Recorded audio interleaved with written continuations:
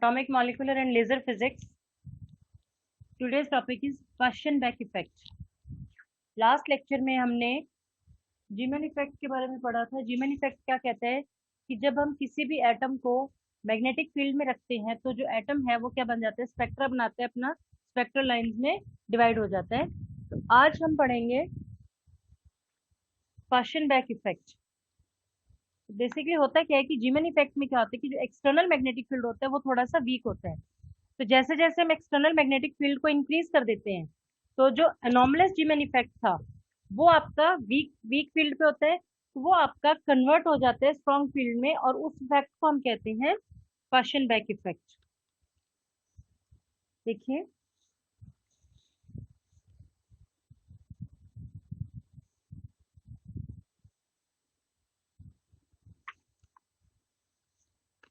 in normal Zeeman effect, in the Zeeman effect,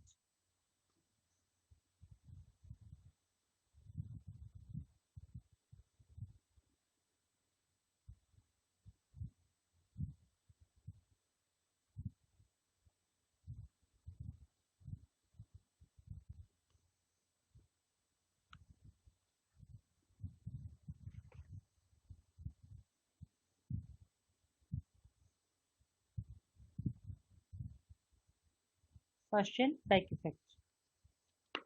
It said in the Zeeman effect,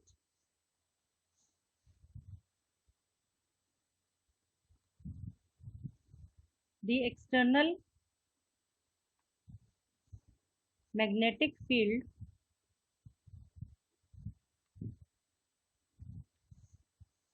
weak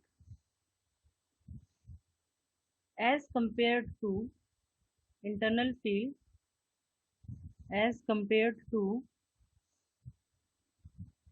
internal fields due to the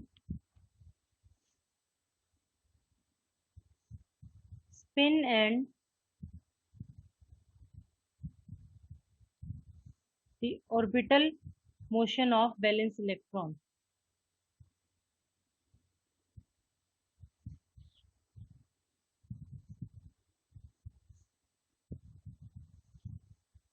When the strength of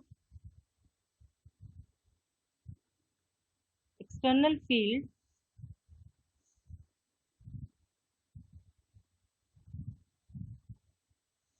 increased,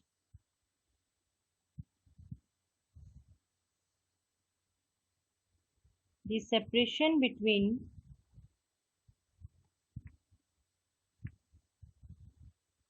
Zeeman components increases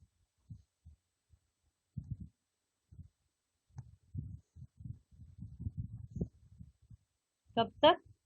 Until they become greater than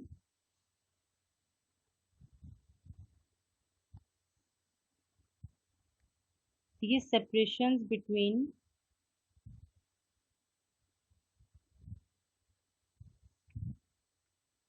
multiplet fine structure. Multiplet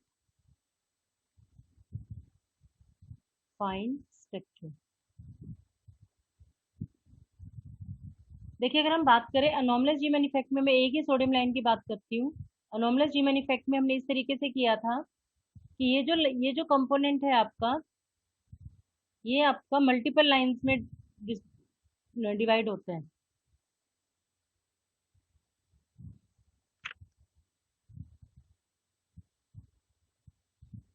ठीक है, इस तरीके से जो divide होता है ये।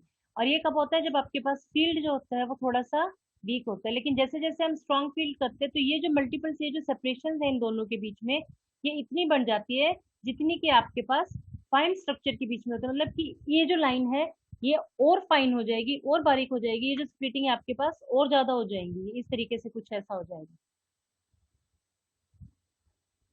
Clear? तो ये जो इफेक्ट आपके पास कहलाएगा that is Paschen-bake effect.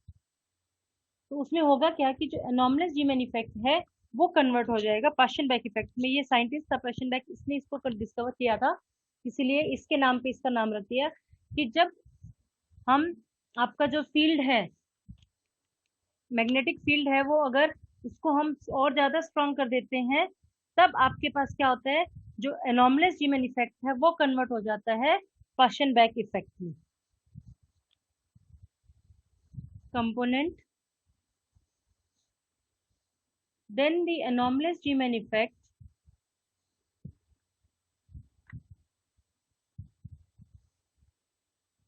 anomalous G-man pattern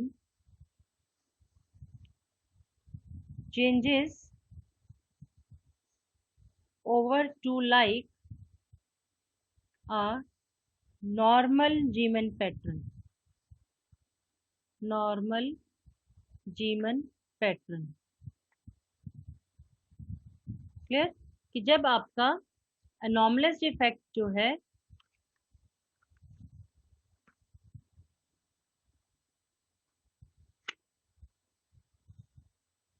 वो कन्वर्ट, जब आपका anomalous effect, this is your anomalous, ये दोनों, and when it converts into normal Zeeman effect, क्योंकि नॉर्मल जीमैन इफेक्ट में क्या था, मैग्नेटिक फील्ड क्या है, स्ट्रॉन्ग है, यहाँ पे मैग्नेटिक फील्ड स्ट्रॉन्ग है, और एनॉमलस में मैग्नेटिक फील्ड क्या है, वीक है। तो जब हम एक्सटर्नल स्ट्रेंथ से वीक मैग्नेटिक फील्ड को स्ट्रॉन्ग मैग्नेटिक फील्ड में कन्वर्ट कर देते हैं, तो जो एनॉमलस जीमैन इफेक्ट है वो आपका कन्वर्ट हो, सॉरी, एनॉमलस जीमैन इफेक्ट आपका कन्वर्ट हो जाता है नॉर्मल जीमैन इफेक्ट में, and this phenomena is called Paschen back effect. This phenomena is called Paschen back effect.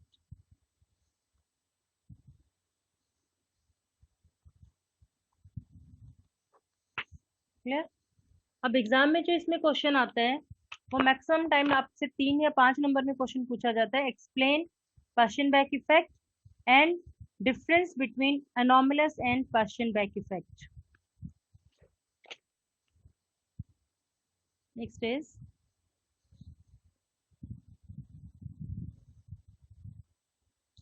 Difference between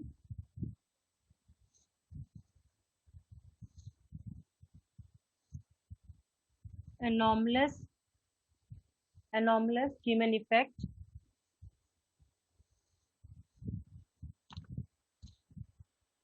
and Paschen-Beck effect।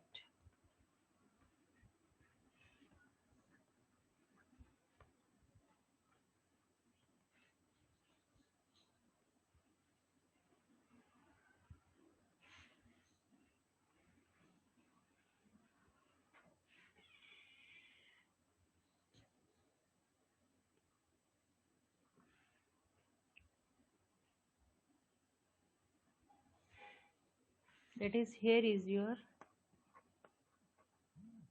anomalous, और यहाँ पे है आपका जीमन, sorry, Paschen-Beck effect। Paschen-Beck effect।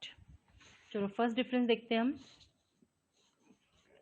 When the applied external field is weak, then the internal magnetic field, then anomalous effect is observed। या हम ऐसे लिख सकते हैं, in this case applied external field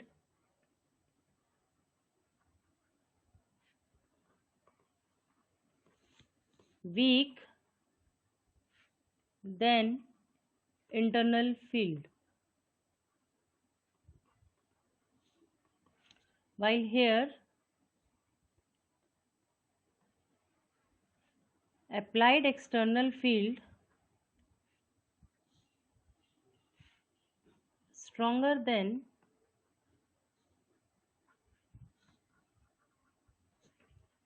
the internal magnetic field।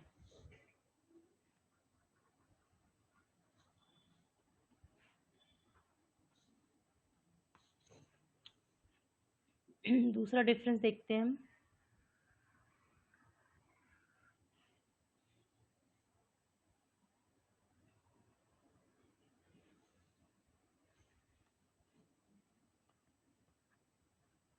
anomalous और Paschen-Beck।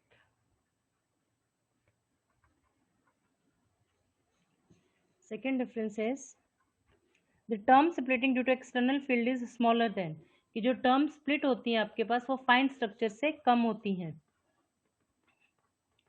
Term splitting due to external field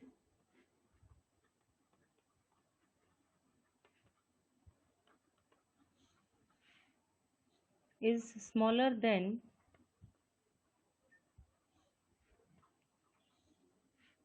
fine structure splitting.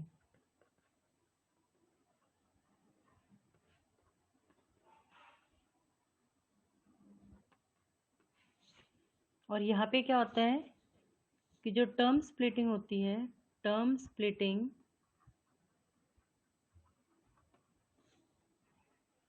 is much stronger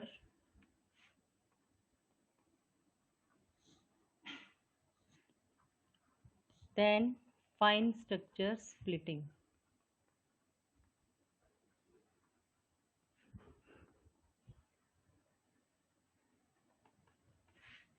next जो point है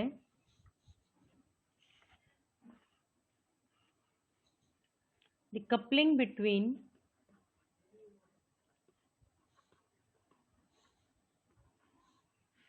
L and S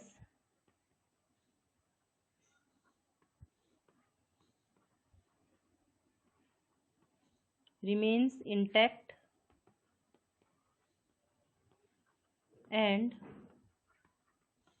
both precess का मतलब होता है घूमना एक ही axis पे, both precess rapidly around J. इसका जो थर्ड पॉइंट है it states that the coupling between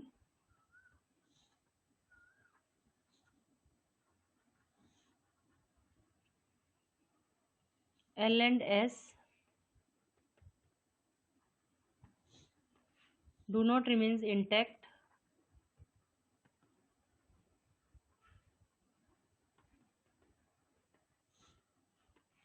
and they precess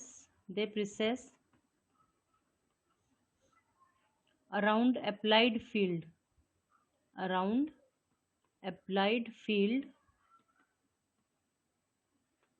independently.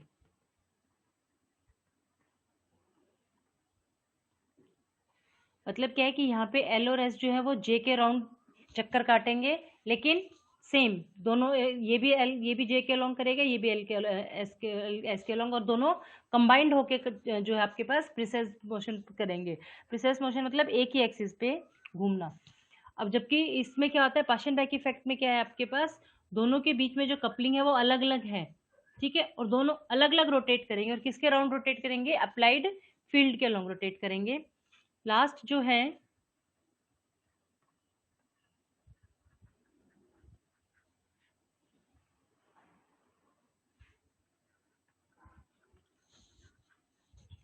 Selection rule.